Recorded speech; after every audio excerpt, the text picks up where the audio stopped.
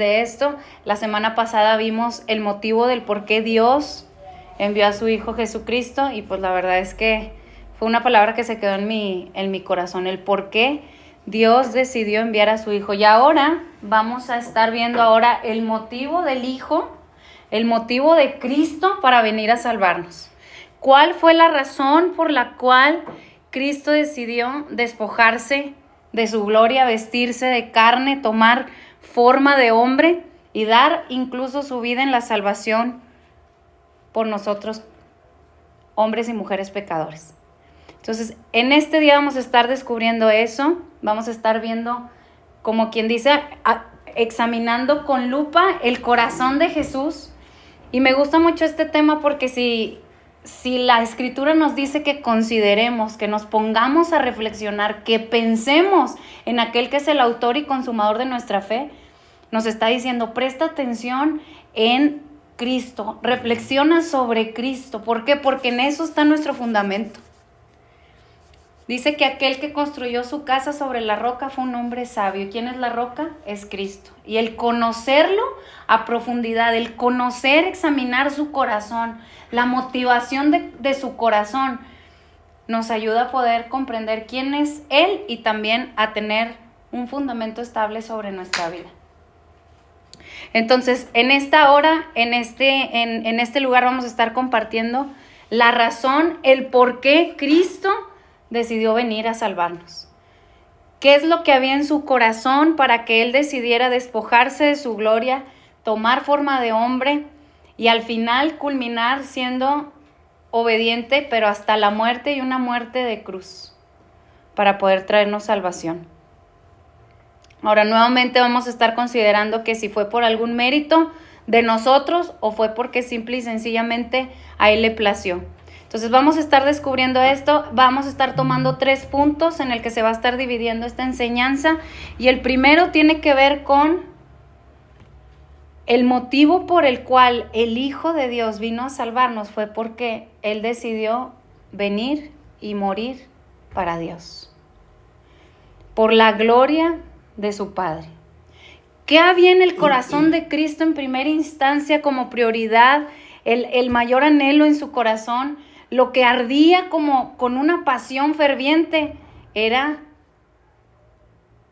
para que su Padre fuera glorificado. Y esto lo vamos a estar descubriendo a través de las Escrituras.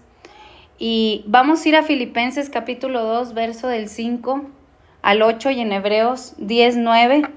Nos dice qué fue lo que vino a hacer Cristo, pero también se nos enseña el propósito por el cual fue esa intensa pasión por la cual Él vino y tomó esa decisión, y no fue otra cosa más que para glorificar al Padre. Y vamos a estar viendo unos pasajes. En Hebreos 17 dice: entonces dije, he aquí que vengo, oh Dios, para hacer tu voluntad, como en el rollo del libro está escrito de mí. Diciendo primero, sacrificio y ofrenda y holocausto y expiaciones por el pecado no quisiste, ni te agradaron, las cuales se ofrecían según la ley. Pero diciendo luego, he aquí que vengo, oh Dios, para hacer tu voluntad, quita lo primero para establecer esto último. Cristo sabía que los sacrificios que se presentaban en la ley, en el antiguo pacto, era una representación al sacrificio que Él vendría a hacer, y que realmente iba a ser algo que se iba a quedar como definitivo.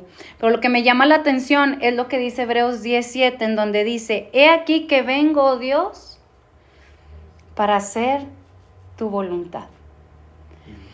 Cristo murió para Dios. ¿Por qué? Porque Él quería glorificar al Padre. ¿En qué sentido? Haciendo su voluntad, haciendo la voluntad de uno solo. Por eso Cristo decía, no se haga mi voluntad, sino la tuya.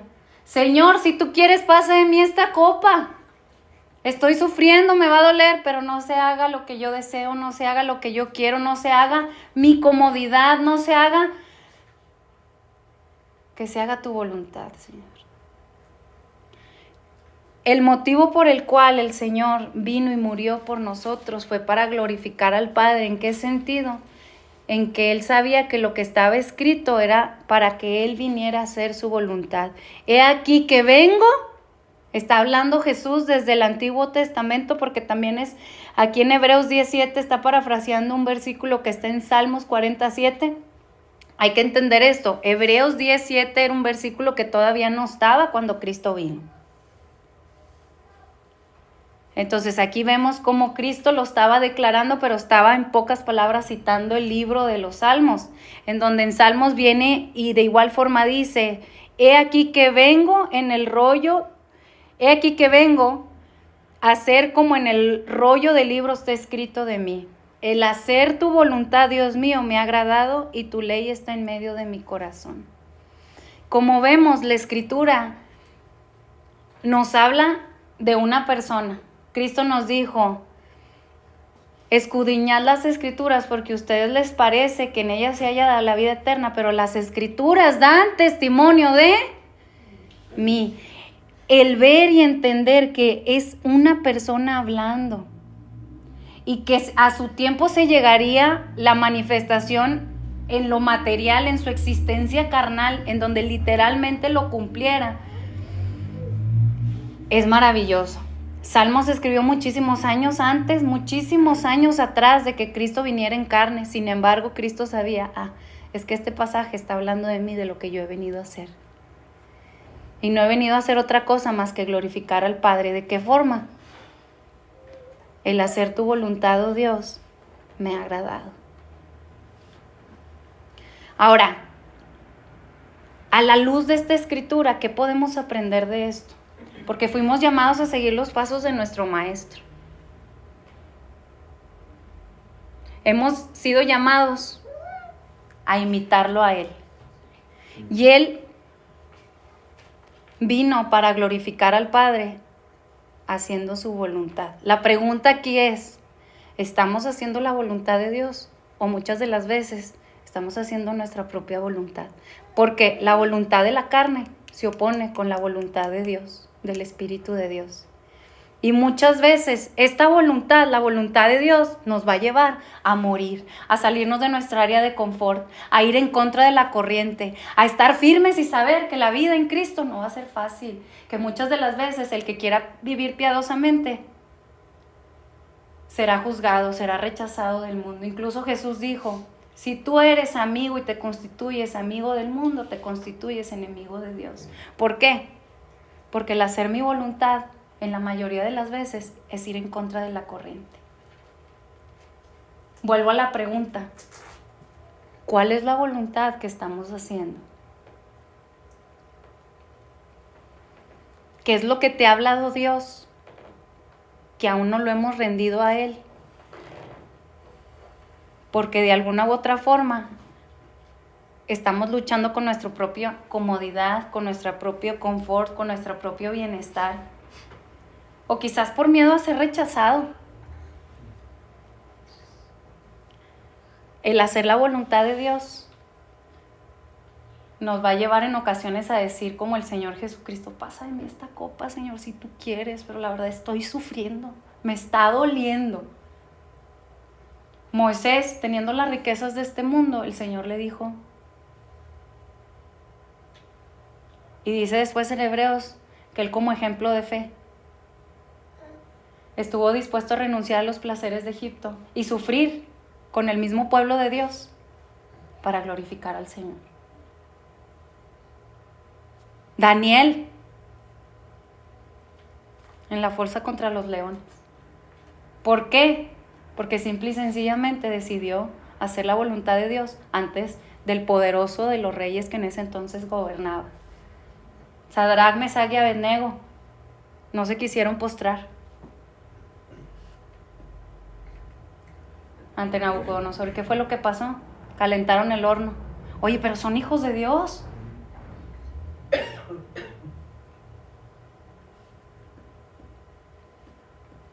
Como quien dice, sabemos que Dios nos puede librar del horno de fuego, pero si nos libra o no nos libra, no nos vamos a postrar delante de otro que no sea nuestro Dios. El hacer la voluntad de Dios no va a ser sencillo. el estar presto y llevar el ejemplo y realmente ser discípulos de Cristo y aún identificarnos aún en medio del dolor por ser fieles seguidores del Señor nos va a llevar en ocasiones a padecer. Y eso no nos gusta. Por eso la Escritura dice, el que no está dispuesto a tomar su cruz y seguirme, no es digno de mí. Y como paréntesis, el Señor no es como que, oye, te ruego. Al joven rico, oye, ¿estás dispuesto a dar todas tus riquezas? Porque era muy rico. No, pues yo he seguido todos los mandamientos, yo he servido, yo he dado, sí, pero ¿estás dispuesto? El Señor sabe de la pata de la que cojeamos. ¿Estás dispuesto a dar todos tus bienes? No, Señor. No le dijo, no, pues ven, regrésate. Lo despidió. Incluso la Escritura dice que el Señor lo había amado, pero no le rogó, no, pues quédate conmigo. El hacer la voluntad de Dios nos va a llevar en ocasiones una encrucijada en decidir o vas a servir al Señor o te vas a servir a ti mismo. Y eso duele. Pero me encanta lo que después dijo el Señor Jesucristo en la historia del rico. El que dijo, no puedo dar todo lo que tengo porque es mucho lo que tengo. Después el Señor dijo, para los hombres es imposible, pero para Dios todo es posible. Para los verdaderos creyentes el Señor nos da la fuerza para resistir y mantenernos firmes a la hora que nos tengamos que enfrentar en situaciones como estas. Estamos dispuestos a, como Cristo, glorificar al Padre. Y entre eso implica morir diariamente. Y vaya que el cuerpo se opone, vaya que nuestros anhelos resisten la voluntad de Dios. Pero después nos damos cuenta que el Señor nos da la gracia porque pone el querer como el hacer. Señor, pasa de mí esta copa, pero no se haga tu voluntad, hace como tú quieras, como tú deseas. Me va a doler, voy a sufrir, estoy padeciendo. Gotas de sangre, quizás. Pero el Señor nos va a dar la gracia para poder soportar este tipo de circunstancias. El camino del Señor no es un camino color de rosa. Si hemos escuchado eso y pretendemos creer que así va a ser, estamos escuchando un evangelio diferente. La bendición del Señor no radica en que jamás tendremos problemas, radica en que si Cristo está con nosotros, en medio de circunstancias complejas, vamos a tener el poder sobrenatural para poder perseverar en Cristo. Amén. Y así como muchos otros ejemplos, Abraham era riquísimo. Y el Señor le dice, sal de tu tierra y de tu parentela y vete a una tierra en donde ni siquiera conoces. Deja toda tu comodidad y solamente básate en la promesa y en mis palabras. Y vaya que estuvo errante. Pero a lo lejos le creyó al Señor. ¿Y cuánto tiempo pasó? Mucho. Pero aún en medio del sufrimiento hay una gloria que se manifiesta en nosotros y es identificarnos con el Hijo. Ese Hijo que está naciendo dentro nuestro. Porque si decimos que este templo ya no nos pertenece, sino que es morada de Dios en el Espíritu. O sea, si entendemos que fuimos comprados y salvados, es decir, ya no nos pertenecemos a nosotros mismos. Le debemos doblemente al Señor, no solo por creación, sino porque aparte tuvo la misericordia de salvarnos, aún Él sin tener el compromiso de hacerlo, como lo veíamos en las lecciones pasadas. Doblemente nos debemos al Señor, porque aparte tenemos una deuda inmensa que Él pagó por nosotros y lo mínimo que debemos hacer es, tuyos somos. Templo de Dios, ya no me pertenece este cuerpo. Señor, ¿cómo quieres que viva? ¿Qué quieres que haga? Un Saulo de Tarso. En su vida, humanamente hablando, le sobrevenía éxito humano, fariseo de fariseos. Estaba bien posicionado, de la tribu de Benjamín. En cuanto a celo, en cuanto a la obediencia de la ley, era intachable. La mayoría ante los hombres era alguien perfecto, pero después se le presenta al Señor Jesucristo y le dice, todo por lo cual has estado trabajando, todo el éxito humano que te espera ante los ojos de todos, es basura. Y Pablo dijo, ¿qué quieres que yo haga? De ser perseguidor, ahora el ser perseguido. ¿Y qué decir la mayoría de los discípulos? Todos sabemos. Un Juan el Bautista, decapitado. Un Pedro, crucificado. Ahora, a nosotros de momento no nos auguran todavía cosas así, pero ciertamente son los últimos tiempos y nos va a tocar en algún momento decidir si vamos a vivir para la gloria de Dios o para nuestra propia gloria. Vale la pena vivir por el Señor, porque la recompensa que nos espera no es temporal como lo que se nos ofrece en esta vida. Se nos promete promesas eternas y una morada eterna con el Señor. Vale la pena. ¿Por qué menospreciaron su vida hasta la muerte?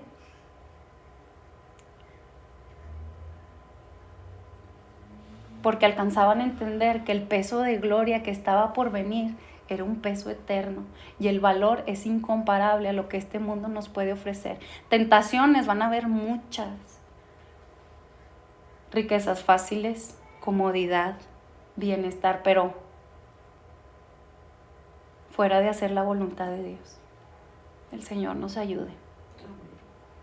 Cristo, el corazón de Cristo, y si Cristo ahora vive en nosotros y mora dentro de nosotros, esto tarde que temprano se va a manifestar. Vivimos para la gloria de Dios.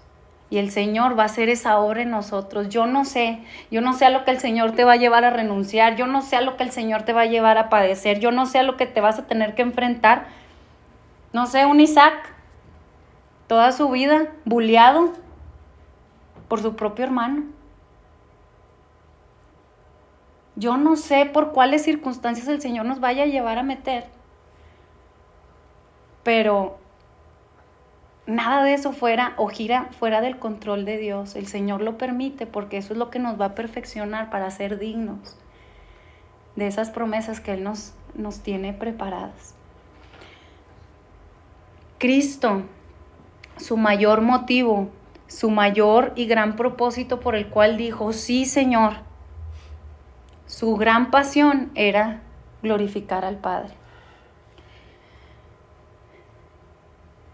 He aquí vengo, como en el rollo del libro está escrito de mí, el hacer tu voluntad, Dios mío, me ha agradado, y tu ley está en medio de mi corazón.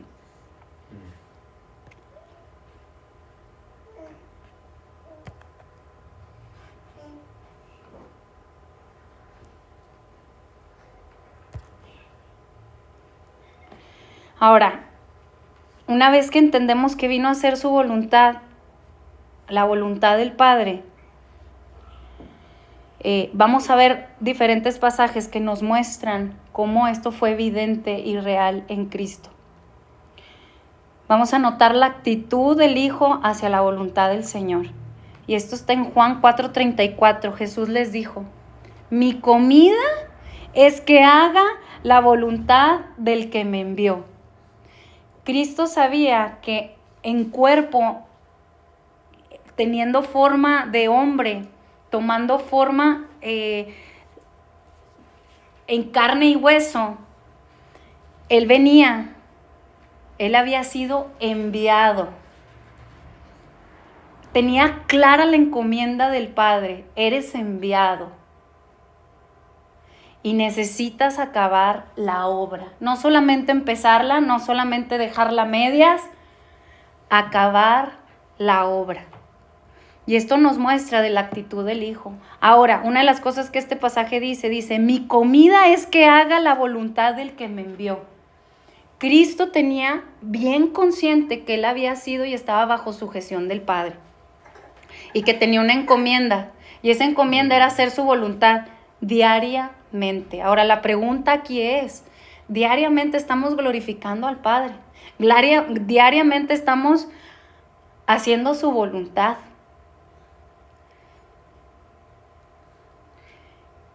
¿Hasta qué punto? Hasta acabar su obra.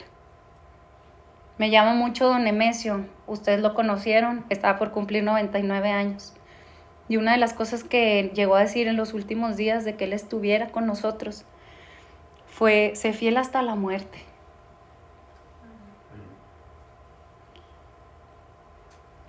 Y yo decía, tiene 99 años. Y de verdad lo digo como testimonio. Diariamente escuchabas en su boca a Dios. Y si me preguntas si sufrió, si padeció, si estuvo en tiempo de escasez, en hambruna.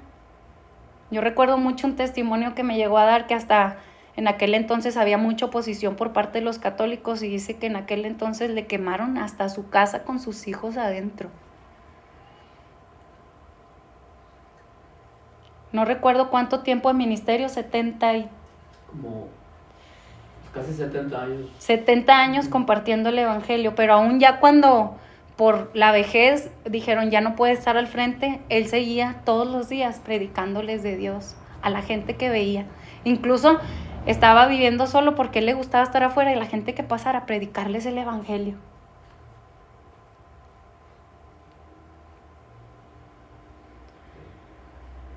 Pruebas, muchos sufrimientos, bastantes, y nunca renegó del Señor. Y hasta sus 99 años, yo digo, sus últimas palabras fueron, literal, no estoy mintiendo, mis oídos lo oyeron. Y agradezco a Dios que me haya dado un ejemplo en vida de alguien que fue un siervo fiel. Fue, sé fiel hasta la muerte. La actitud del Hijo hacia la voluntad del Padre fue esa. Nunca renegó de su Padre Celestial, de su perfecta voluntad. Y también, como paréntesis, nadie ha experimentado un mayor sufrimiento que el que Cristo experimentó. Nadie jamás. Por eso dice la Escritura que tenemos un sumo sacerdote que nos entiende, que se compadece de nosotros, porque Él mismo sufrió en carne.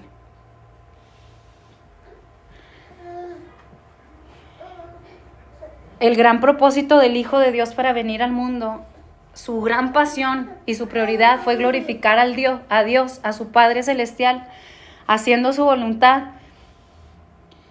teniendo la actitud correcta diaria hasta el final y terminando su obra. Lo segundo que podemos encontrar en la Escritura de Cristo fue que su pasión, su deseo ardiente, ¿qué es lo que más te mueve? ¿Qué es lo que más te apasiona? ¿Qué es la gasolina que hay en ti para que tú digas, esto lo hago porque lo hago? Bueno, lo que había en Cristo, algo que ardía con una pasión tal en su corazón, era, como lo veíamos, todo lo que hacía lo hacía para que su Padre fuera reconocido, fuera engrandecido, fuera enaltecido, fuera exaltado, fuera levantado.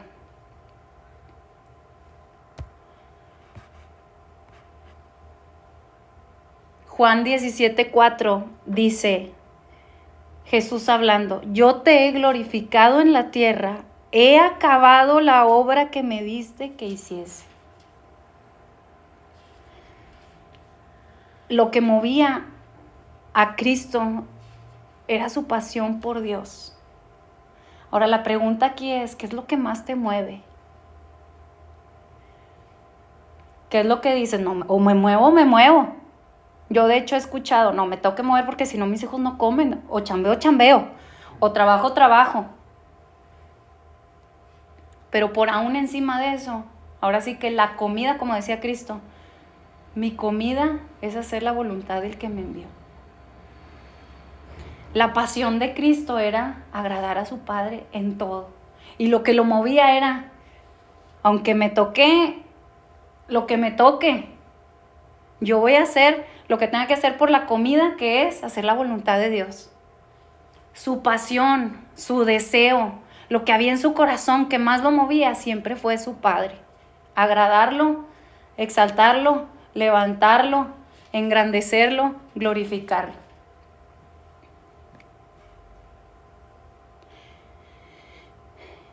También como Cristo, su motivación para la cual darnos esa salvación fue su ferviente deseo de manifestar el amor al Padre. Y esto está en Juan 14:31, en donde Cristo está hablando y está diciendo: mas para que el mundo conozca que amo al Padre, y como el Padre me mandó, así hago. Le estaba diciendo esto a sus discípulos.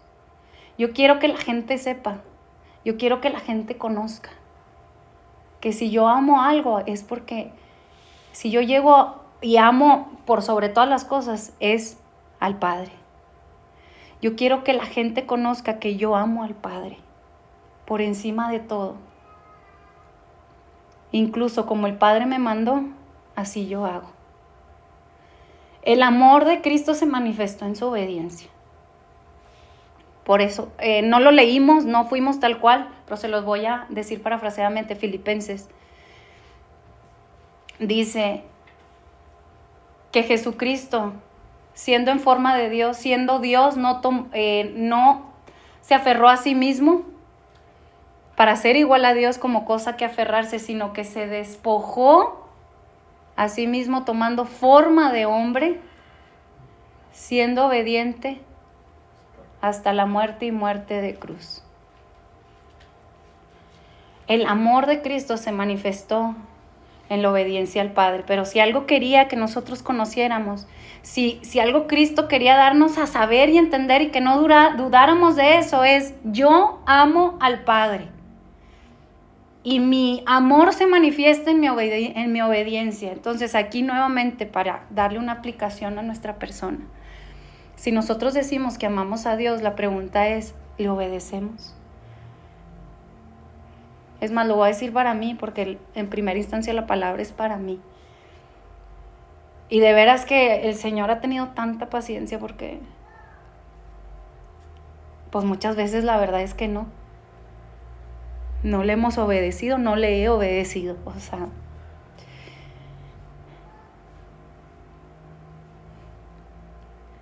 Cristo amó al Padre siendo obediente. Incluso Cristo nos llegó a decir: oye, ¿me amas? Obedece mis mandamientos.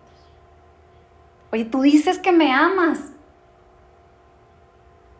¿y por qué no me obedeces?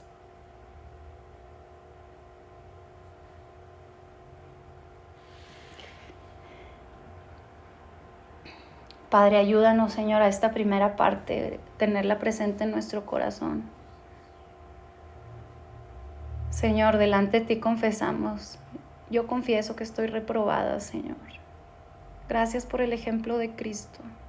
Gracias porque Él en todo tiempo te glorificó, Señor.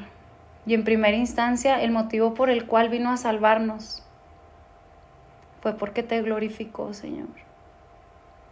Su actitud fue terminar tu obra, hacer tu voluntad y ser obediente hasta la muerte. Te pido, Señor, que pongas ese sentir en nosotros. Amén. El segundo motivo por el cual Cristo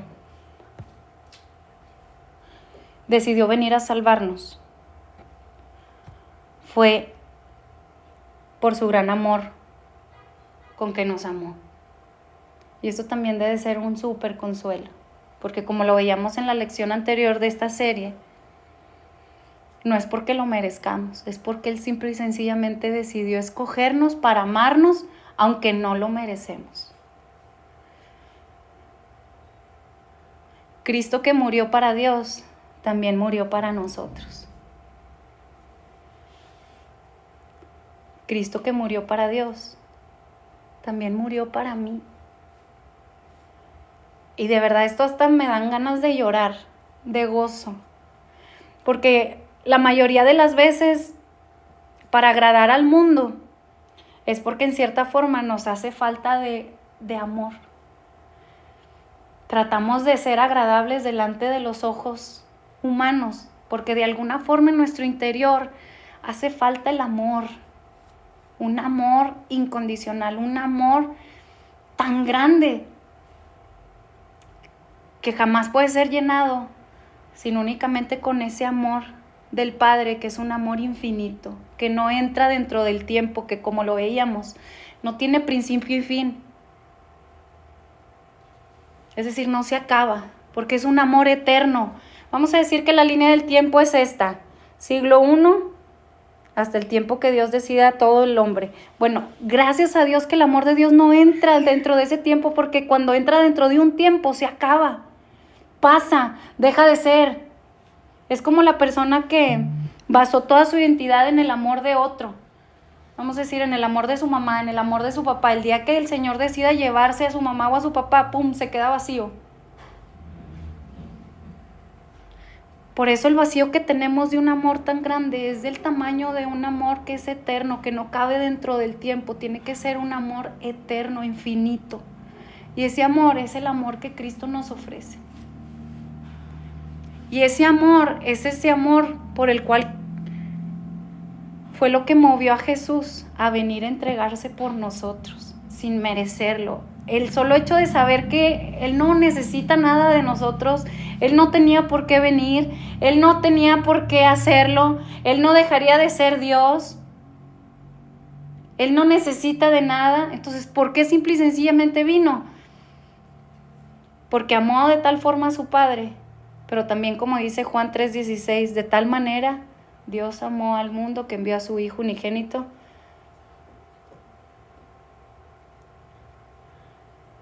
para salvar a todo aquel que se pierda o que está perdido. Les digo un secreto, somos tan dichosos porque hemos descubierto el verdadero amor.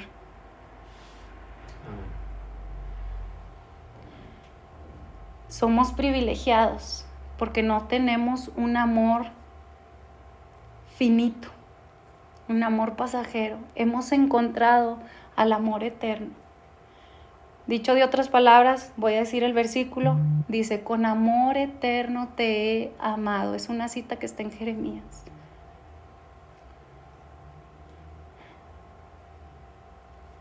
Gente va a venir, gente se va a ir.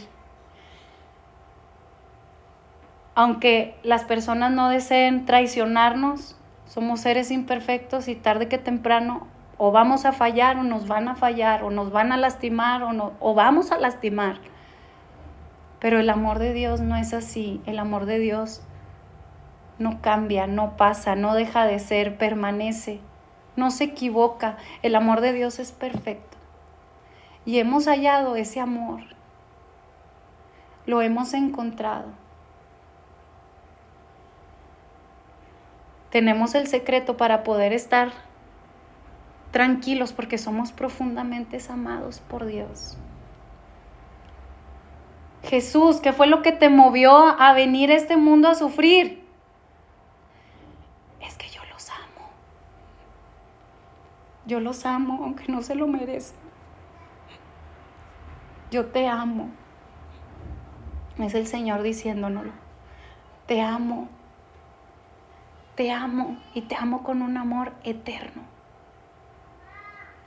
Si buscas en cualquier otro lado, tarde que temprano va a ser una pieza del rompecabezas que quizás va a entrar, pero no va a ser la pieza completa porque le van a quedar huecos. Es una pieza tan grande, de un tamaño tan infinito que no se puede medir, que solamente yo y mi amor pueden llenarlo en tu corazón. No te equivoques en buscar ese amor en donde no lo vas a hallar. Porque quizás te puedes engañar en algún momento, sí, te va a alcanzar o vas a pretender creer que te va a llenar. Pero no va a ser suficiente. Solo mi amor es suficiente. Dicho bíblicamente hablando.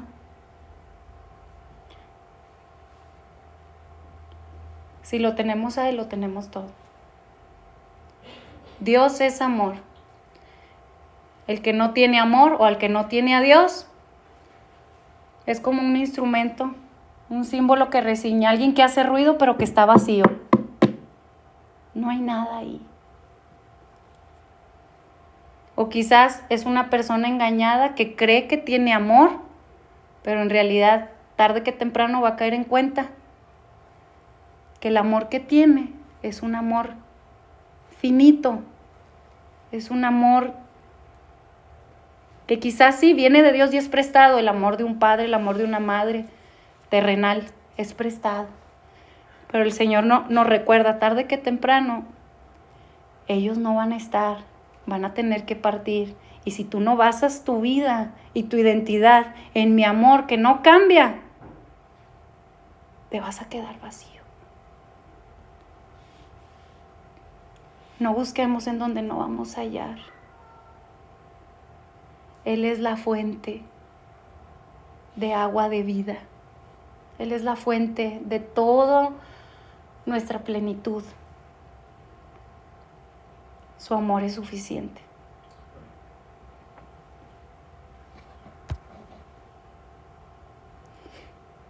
Vamos a leer algunos pasajes en donde nos habla Cristo de cómo fue su amor por nosotros.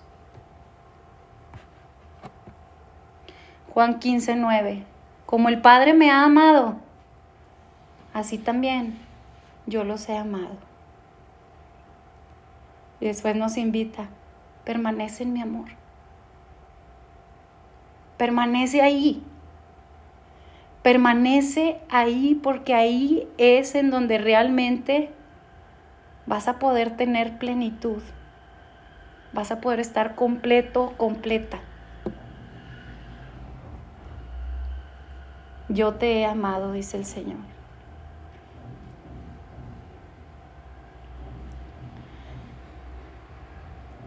Puedes ir conmigo. Yo te he amado y ponga ahí su nombre. Es más, dígaselo al Padre que Él está aquí en medio y aquí está Cristo también en medio de nosotros. Yo te he amado, Ivonne. Yo te he amado, Alexi. Yo te he amado, Laura. Yo te he amado, Armando. Yo te he amado, Toño. Nos conoce hasta por nombre. Y qué hermoso es que nos lo recuerde, porque nos hace tan especiales. No merecemos su amor, sin embargo, nos ha escogido para amarnos. Y como lo veíamos, es una elección soberana. El amor de Dios no es para todos, sino para el que lo recibe. Es como un regalo. Está Cristo dándose a sí mismo, porque Él mismo es amor. Pero si la persona no lo recibe, es que simple y sencillamente ese regalo no era para Él, no es elegido. Pero gracias a Dios doy por cada uno de los que estamos aquí, que hemos recibido ese regalo inmerecido, que es el amor de Dios. La pregunta aquí es, ¿has recibido ese regalo? Y lo tienes como tu todo para permanecer en Él. Es el regalo invaluable. Es el regalo que no le podemos poner jamás precio. Y es el regalo al que yo siempre les invito a jamás desecharlo. Y al que quiero compartirlo. A cualquier persona que tenga enfrente deseo compartirle del amor de Dios.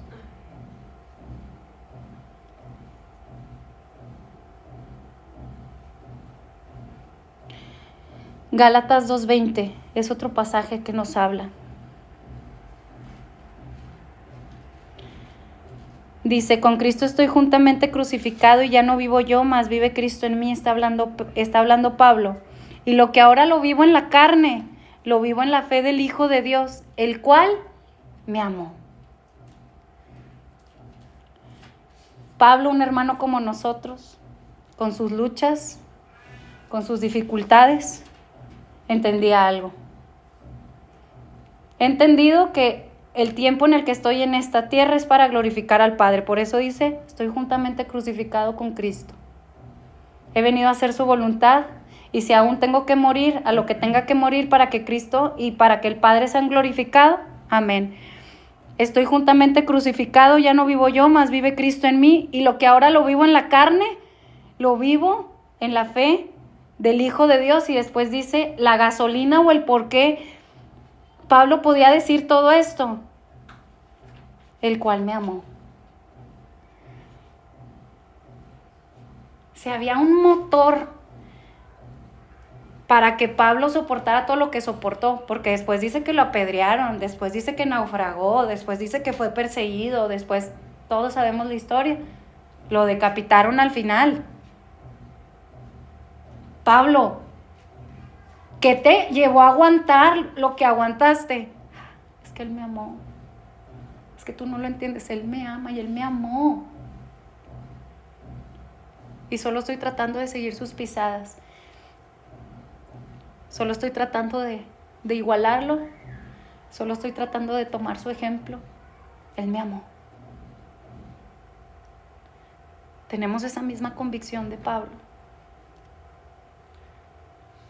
Es más, cuando tenemos esa misma convicción, si alguien nos deja, si alguien nos rechaza, si alguien nos traiciona, si alguien nos cambia, si alguien nos hace sentir mal, Dios me ama. Eso es suficiente. Claro, circunstancias duelen, somos humanos. Recuerdo Pablo ya cuando estaba por partir, dice, todos me han abandonado, me han dejado solo, porque hasta traicionados por los mismos suyos. Pero después decía algo, pero es parafraseado también, pero no estoy solo, ha estado Dios conmigo.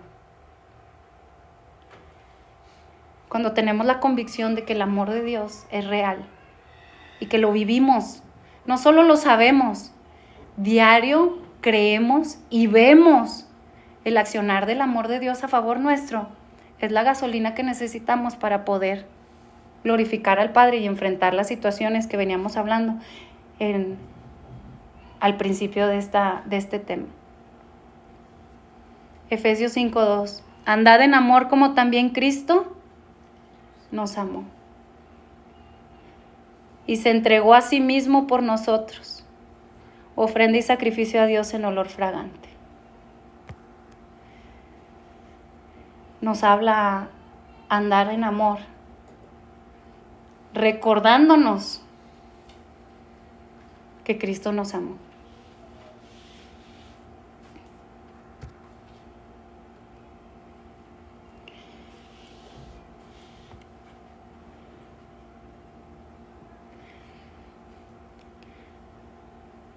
La medida del amor de Cristo es que Él se entregó a sí mismo por nosotros. A ver, es que ahorita no siento el amor de Dios por la situación que estoy enfrentando. No. Debes de saber que ya la obra está cumplida, ya está hecha. Y la manifestación más grande del amor de Dios, la medida más grande, lo que dio evidencia más grande de que Dios nos amó, es que Él dio su vida por nosotros. Entonces, si vienen pensamientos en donde no, ¿será que ya Dios no me ama? ¿Será que ya Dios? Él murió por mí. Y ese hecho es la evidencia, es la medida, es la muestra más grande de la medida del amor de Dios que jamás se puede igualar. Por eso la Escritura en Juan 15:13 dice, nadie tiene mayor amor que que uno ponga su vida por sus amigos. Y después Jesús dice, tú eres mi amigo. Tú eres mi amigo si haces lo que yo te mando. Y yo he puesto tu vida por ti, porque te considero amigo.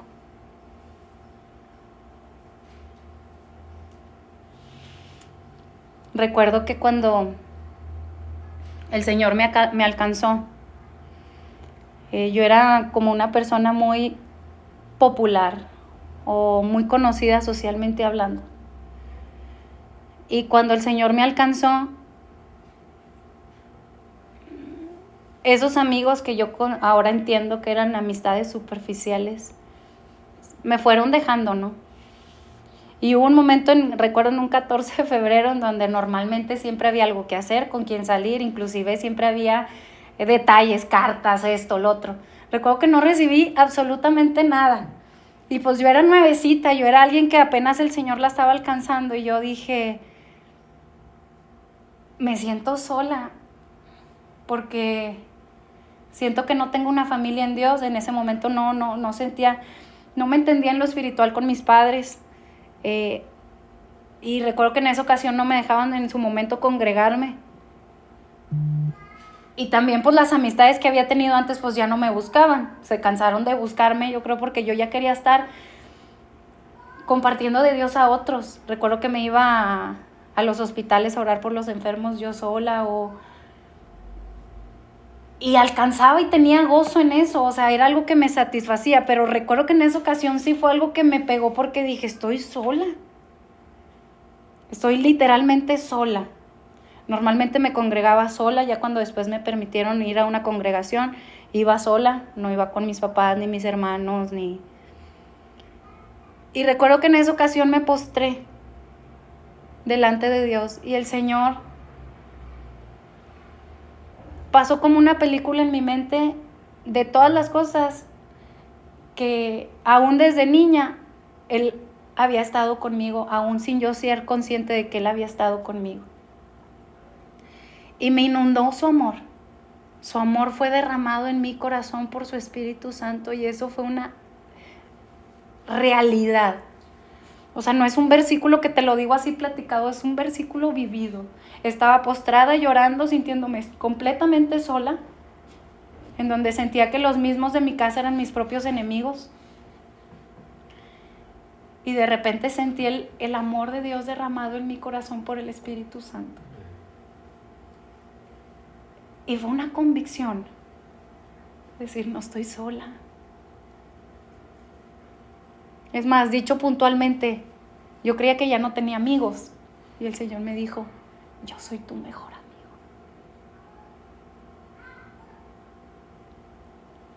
La vida en Cristo muchas veces va a ser muy solitaria. Y se los anticipo, porque no vamos a ser comprendidos por muchos. Dice la Escritura que para la mente natural no puede entender ni discernir las cosas que son del Espíritu porque le son locura. Fuimos a una boda y en esa boda eran ex conocidos desde hace años y mi amigo de aquel entonces se empezó como a burlar porque en cierta forma me decía, no, es que tú te volviste bien religiosa, eres bien fanática. Y yo, la verdad sí, pues ¿qué más dices, no? La verdad sí, pero no lo cambio por nada. Ya, lo tomas, no te ofende, porque en realidad qué padre que hasta aún la gente de afuera te identifique como alguien que vive apasionada, en cierto punto como una locura desmedida por Dios. Yo ahorita ya lo veo así y digo, gloria a Dios. Porque sí, si yo quisiera agradarlos, agradar al hombre antes que al Señor, no entraría dentro de la categoría de los que dice Jesús, son mis amigos. La vida en el Señor en ocasiones va a ser muy solitaria. Gente se va a ir, gente se va a apartar, alguna otra va a venir. Pero la gente que va a venir realmente va a ser como familia. Cristo nos dijo,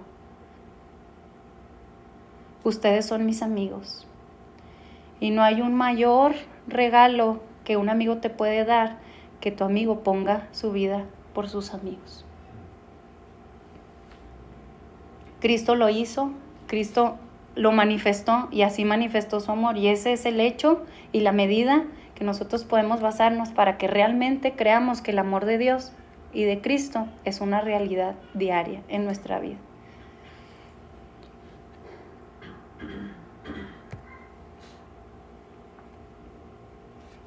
Y lo último que voy a tocar es por qué Cristo, cuál fue la motivación de Cristo, del Hijo de Dios, para venir a salvarnos.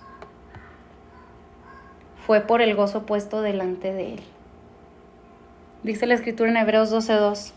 Puestos los ojos en Jesús, el autor y consumador de la fe, el cual, por el gozo puesto delante de Él, sufrió la cruz, menospreciando el oprobio, y se sentó a la diestra del trono de Dios. Dice que fue por el gozo puesto delante de Él. Y entendimos, estamos poniendo nuestros ojos en Cristo, estamos viéndolo como una lupa, estamos viendo, examinándolo, el corazón de Cristo, del por qué vino a salvarnos, de por qué decidió ser obediente, de por qué simple y sencillamente no fue como que lo obligó el Padre o fue como a regañadientas. Dice que voluntariamente se entregó. ¿Por qué? Por el amor a Dios por el amor a nosotros y también por el gozo puesto delante de Él. ¿El gozo puesto delante de Él en qué sentido? El gozo de regresar a la presencia de su Padre. El Salmo 16, verso 9 al 11, se los voy a leer, presten atención. Dice: se alegró por tanto mi corazón y se gozó mi alma, mi carne también reposará confiadamente, porque no dejarás mi alma en el Seol, ni permitirás que tu santo vea corrupción. Está Cristo hablando desde el Antiguo Testamento. Aunque no lo veíamos en carne, era su espíritu hablando por medio de los profetas, por medio de David en este punto. Verso 11, me mostrarás la senda de la vida, y después dice: en tu presencia hay plenitud de gozo, delicias a tu diestra para siempre. Cristo, aún en medio del sufrimiento, se gozó en el sentido de que Él veía desde una perspectiva que se llegaría el día en que volvería a estar en la presencia de su Padre como lo había estado desde el principio. El apóstol Pablo cita este texto también en el sermón en el día del Pentecostés, como referencia a la resurrección y a la exaltación de Cristo. Esto está en Hechos 2, capítulo 25, verso 28. Este mismo pasaje, estos mismos pasajes de Salmo también están en Hechos, capítulo 2, verso 25 al 28.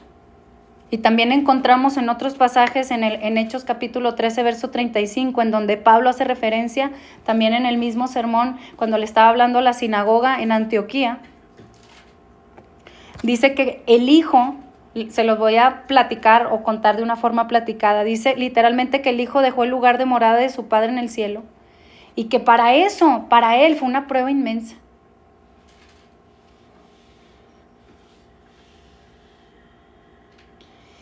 Mas incluso llevar el pecado de su pueblo y sufrir en su lugar, esa todavía fue una prueba todavía mayor. Él soportó agonías tan indescriptibles, hasta las despreció, porque Él esperaba en la esperanza futura de estar una vez más morando con su Padre y regocijándose en su presencia. Si había algo en el deseo del corazón de Cristo mientras estaba sufriendo, es que Él tenía un gozo por lo que estaba por venir, y ese gozo radicaba en que Él habría de regresar a la presencia del Señor.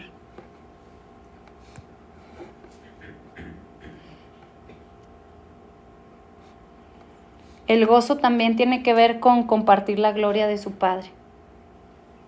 En Juan 17, 4, 5 dice: yo te he glorificado en la tierra, he acabado la obra que me diste que hiciese. Ahora pues, glorifícame tú al lado tuyo con aquella gloria que tuve antes que el mundo fuese. Aquí está Cristo hablando que su existencia no fue hace 2000 años. La existencia de Cristo fue desde antes de que el mundo fuese. Entonces el hecho de Cristo venir en carne fue una prueba grandísima, porque eso habla de que Cristo dejó su morada celestial y vino y nació en forma de hombre, pero su existencia es desde antes de todas las cosas. Dicho de otra forma, Juan dice: en el principio era el Verbo, y el Verbo era con Dios, y el Verbo era Dios. En el principio.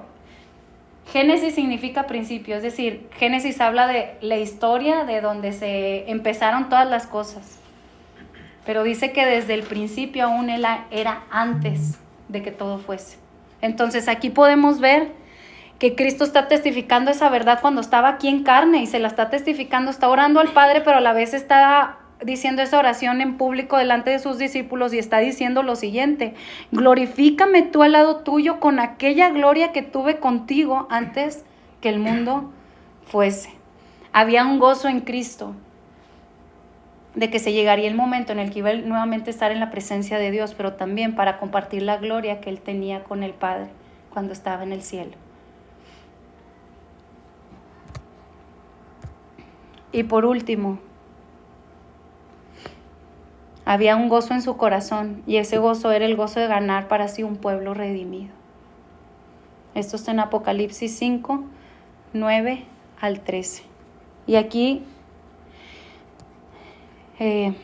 nada más me gustaría leerlo porque sí pienso que son versículos súper hermosos. Se los voy a poner. Apocalipsis 5 del 9 al 13. Ya estoy terminando.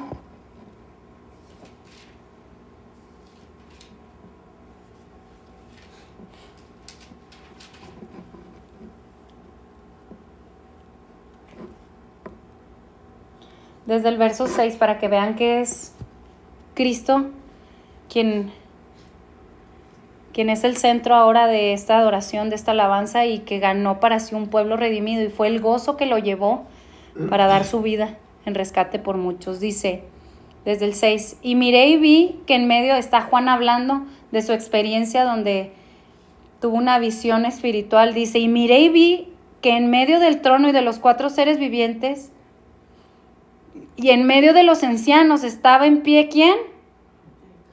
Un cordero como inmolado. ¿Quién es el cordero que quita el pecado del mundo? Que Juan el Bautista dijo, este es el cordero de Dios que quita el pecado del mundo. Este es el cordero que va a ser sacrificado. Y aquí ya lo vemos como un cordero que fue inmolado, un cordero que ya sufrió, un cordero que ya murió, un cordero que se ofreció en sacrificio a Dios y que su sangre fue derramada. Y dice, y que tenía 7 cuernos y 7 ojos, los cuales son los 7 espíritus de Dios enviados por toda la tierra. Esto habla de los espíritu de sabiduría, espíritu de temor a Jehová, espíritu de conocimiento, espíritu de inteligencia. El espíritu de Dios en su plenitud estaba en Cristo. Y después dice que este cordero, y vino y tomó el libro de la mano derecha del que estaba sentado en el trono. Se acerca a Cristo y toma el libro, un libro que estaba en manos de Dios Padre. Y cuando hubo tomado el libro, fíjense qué fue lo que pasó.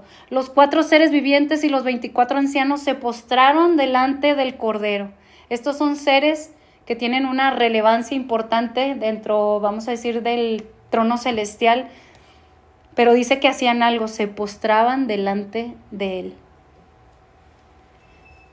Y todos tenían arpas, copas de oro llenas de incienso, que son las oraciones de los santos. Y después dice que hacían algo y cantaban un nuevo cántico diciendo, digno eres de tomar el libro y de abrir sus sellos, porque tú fuiste inmolado y con tu sangre nos has redimido para Dios de todo linaje y lengua y pueblo y nación. Cristo tenía el motivo por el cual también decidió venir y entregarse voluntariamente a favor nuestro, es que Él habría de ganar un pueblo para sí mismo de toda tribu, de toda lengua, de todo linaje y de toda nación. Entre ellos estamos tú y yo. Y este pueblo hace algo, y nos has hecho para nuestro Dios reyes y sacerdotes, y reinaremos sobre la tierra. Y miré y oí la voz de muchos ángeles alrededor del trono y de los seres vivientes y de los ancianos, y su número era millones de millones, que decían a gran voz, el cordero que fue inmolado. ¿Qué estaban haciendo todos los pueblos, tribus, lenguas, linajes, todos los seres humanos que existieron sobre la faz de la tierra, que alcanzaron a abrazar este regalo y esta promesa, que abrazaron a Cristo, que es el amor mismo? Decían a grande voz, el cordero que fue inmolado es digno de tomar el poder, las riquezas, la sabiduría, la fortaleza, la honra, la gloria y la alabanza. Y todo lo creado que está en el cielo y sobre la tierra y debajo de la tierra y en el mar y todas las cosas que en ellos hay, al oír decir, al que está sentado en el trono y al cordero sea la alabanza, la honra, la gloria y el poder por los siglos de los siglos. Los 4 seres vivientes decían amén, y los 24 ancianos se postraron. Toda la creación se postró delante de él. Cristo sabía que había un gozo puesto, había un gozo que él tenía dentro de sí, que era puesto delante de él, que aunque no estaba sucediendo en ese preciso momento dentro del tiempo, habría de venir. Y eso vendría siendo que iba a estar con el Padre nuevamente, que habría de ser glorificado con la gloria que antes tenía, pero también que había de redimir un pueblo para sí mismo. ¿Y qué significa un pueblo para sí mismo? Un pueblo que le glorificara a él, como lo vemos aquí en Apocalipsis, que toda la creación misma se postró y adoró y estaba cantando ese cántico, dando alabanza y adoración a Cristo.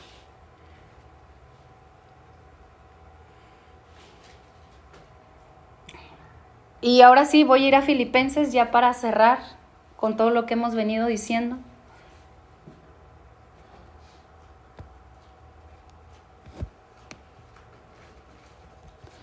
Filipenses.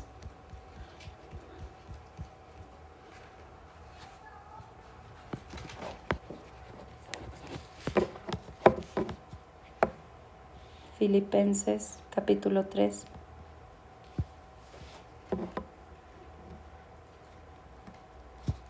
Tomando.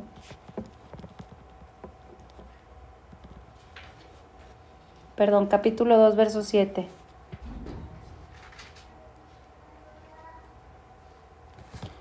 Desde el verso 1. Ahora sí, ya como conclusión.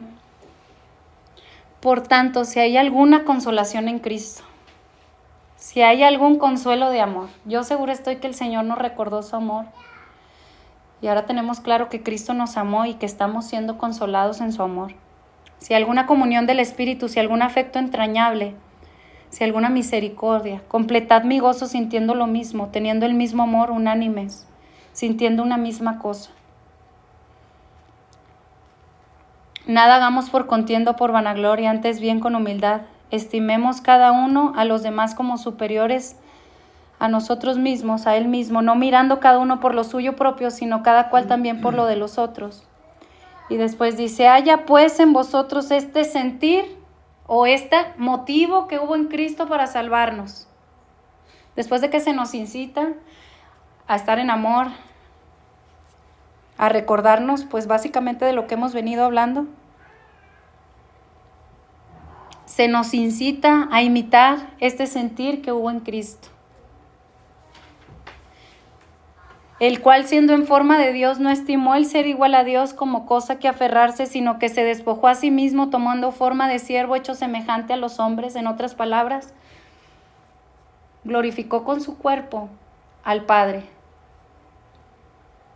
muriendo a sí mismo y dejando que fuera uno y solo la voluntad de uno la que reinara y gobernara su vida. Tomando forma de siervo hecho semejante a los hombres y estando en la condición de hombre, se humilló a sí mismo, haciéndose obediente hasta la muerte y muerte de cruz. Por lo cual también Dios le exaltó hasta lo sumo y le dio un nombre que es sobre todo nombre, para que en el nombre de Jesús se doble toda rodilla de los que están en los cielos y en la tierra y debajo de la tierra, y toda lengua confiese que Jesucristo es el Señor, para gloria de Dios Padre. Cuando glorificamos a Cristo, el Padre es glorificado. Cuando glorificamos al Padre, Cristo es glorificado. Entonces, lo que veíamos al final, ¿cuál fue el motivo por el cual Cristo decidió venir y entregarse y morir y darnos una salvación tan grande? Por el gozo puesto delante de Él.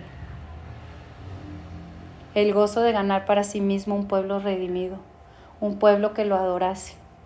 Porque si adoramos a Cristo y si Cristo recibe gloria, el Padre también es glorificado. Cerremos nuestros ojos. Gracias, Señor, por este tiempo. Gracias por lo que nos enseñaste hoy. Gracias porque nos recordaste el motivo. Es más, nos abriste el corazón de Cristo, el por qué soportó lo que soportó, el por qué decidió venir voluntariamente, el por qué sufrió y el por qué hasta murió y padeció como padeció. Gracias porque entendemos que murió para ti, Padre eterno.